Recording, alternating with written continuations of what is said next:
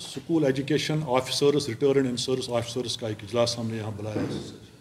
हमारे साथ school education retired in service officers association के मेरे साथ ज़िम्मेदार हैं। मेरे जागू साहब हैं, मकबूल साहब हैं, मोदीन साहब हैं, गुलाम कादिर साहब हैं, मंजूर साहब हैं, अहमदुल्ला साहब हैं, बहुत सारे ज़िम्मेदार। ये सिर्फ ज़िम्मेदारों का हमने इजलास बुलाया था क्योंकि 2009 से आज तक जो महकमा तालीम में ऑफिसर बने हैं, चाहे कोई हेड मास्टर है, कोई जाडियो है, कोई जाडपीओ है, कोई प्रिंसिपल है, कोई लेक्चरर है, कोई जॉइंट डायरेक्टर है, 2009 से लगातार हमारे ऑफिसर बड़े बड़े ओहदों पर उन्होंने काम किया है, ड्राइंग जिब्रिंग पावर्स उन्होंने एंजॉय किया है, लेकिन आज तक उनको कन्फर्म सरकार ने नहीं किया है डिस्पाइट देयर राइट। और उसके बावजूद जो हमारे कुछ ऑफिसर्स हैं, ये तकरीबन 4-5 हज़ार ऑफिसर्स की बात ही नहीं, 1000 ऑफिसर्स बिला कन्फर्मेशन आज तक इस दुनिया से रहलत कर चुके हैं।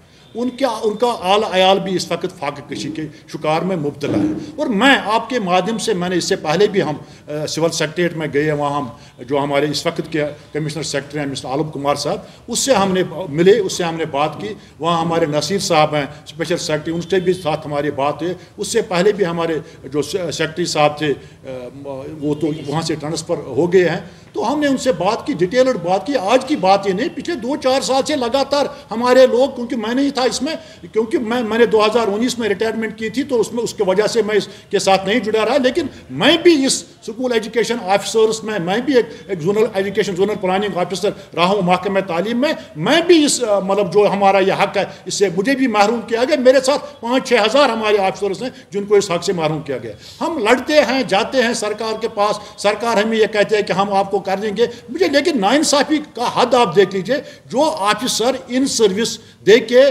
किसी ओहदे पे काम करके, उस ओहदे के मुसीबतों को बर्दाश्त करके, उस ओहदे के तकालीफ को बर्दाश्त करके और अपनी एफिशिएंसी, अपनी क्रेडिबिलिटी को दाव पे लगा के उस ओहदे को चलाता है, आवाम की खदमत करता है, और रिटायरमेंट के बाद उसको उसी ओहदे की कन्फर्मेशन के लिए दर दर की ठोकरी खानी पड़ती है। ये जम्मू में भी यही हाल है, कश्मीर में भी यही हाल है, और लद्दाख के हमारे स्कूल एजुकेशन ऑफिसर्स का भी यही हाल है। अब हमने हाल ही में जो school education in service and retired officers की जो ऑर्गेनाइजेशन हमने बुलाई है, मेरे दोस्तों के साथ हम सेक्रेटरीट गए हैं, वहाँ हम आलम कुमार साहब से मिले हैं जो कमिश्नर सेक्रेटरी हैं। उन्होंने हमें आश्वासन दिया था कि नवंबर के एंडिंग तक हम आपके इस मामले को हल करेंगे। और यह भी मैं आपसे कहना चाहता हूं, उन्होंने कहा कि सरकार के लिए शर्मिंदगी का बायस है कि हमारे अफसरों ने काम किया है, अब वो मर चुके हैं, उनका जो ड्यू महकमे बनता है, जो रेगुलेशन बनते हैं, सरकार ने नहीं दे दिया। लेकिन अब हम आपके माध्यम से फिर कमिश्नर सेक्रेटरी साहब, स्पेशल सेक्रेटरी